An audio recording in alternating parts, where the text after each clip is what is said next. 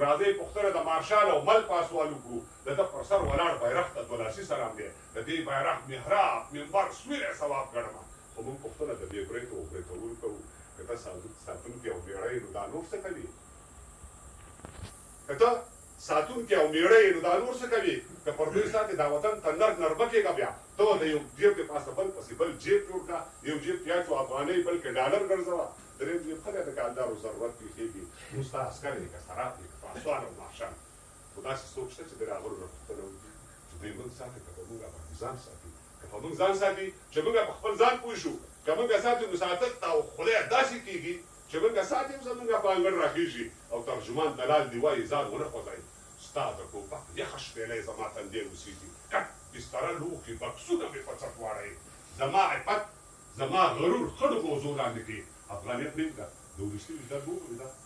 وګوره زلبیا په ځان ترس وکړه لږ رحم وکړه ته نابلدې کږلېچونو کې به وغورځېږي دا قیمي شلم دې منځ کې کش په دې کې نارې لري دا وطن پرخې لري ګرګې لري ګارې لري خو زلمیا دلته هلاک و او چنګیز خان هلاک شو دلته مرۍ د ګورګین پرې شوه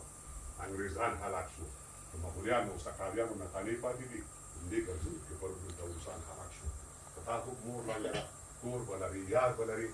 ژوند ملګری به لري منګی سیدار به لري زلمیا تا پیریان دیوان لیوان بازان پیژني تا لړمان ماران پړانګان زمري میږیان پیژني ولې چې ته دغه نمرنګو سره فرق لري ته ښایسته د دې بدرنګو سره فرق لري دا ځناور او حشرات لا په اوده کې بند دي دوی لا اوس هم د سلیمان په اجازه کې بند دي دلته لګین د سلیمان دایره شوی نه دی خو دا لګین د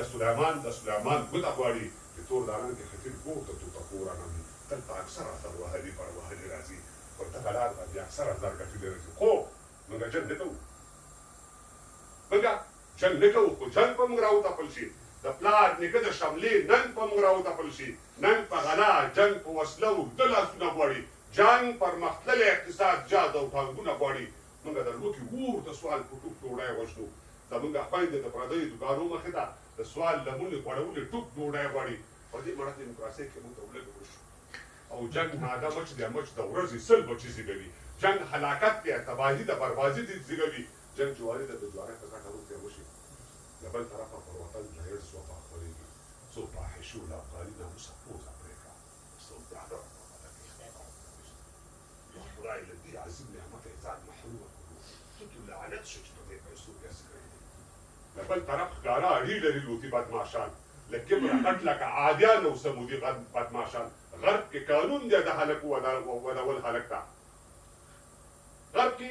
قانون دی د هلک ودول هلک ته نو حیران په دې عقل په دې ساینس او په دې پرمختګ چې د هلک ودول هلک ته څنګه کېږي چې د منفعلانه تولد او تولید کړی شي که نه نو شراب او ایډز قتل او قتال ته څوک نه بلې وکړي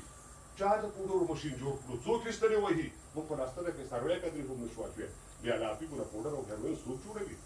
د بل طرفه دا غړخېټي ملکانو غرمالان پر خلاتونو باندې روږدي دا شیخانو غرمالان چې پورته یې ورشي نو سوپر لري ټکټرې لري او جریبو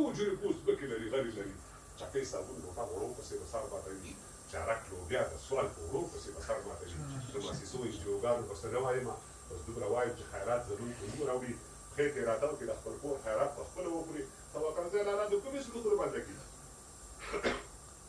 بل طرفه د شاعر په دواړو سترګو ولور شي ژبه یې ماته شه په ژبه باندې هم لوبیا شه او د جانان دا شین منګی د ستا په سر مات شي دا مازدیګر او دا ګودر د ستا په وینو سور شي ته د ولس د اسان دوسري فشار او څور راوړي په غوږو پول چې جزګر بیا د زخمي ورور راوړي تا په کور سیلاب ختلی په چا بم پرېوتې ته په دربار کې په کبابو او پلوونو ډک شوې او د ولس د بندغرو خوله له خاورو ډکه دا صحافت او ژورنالیزم ستا سر وکړي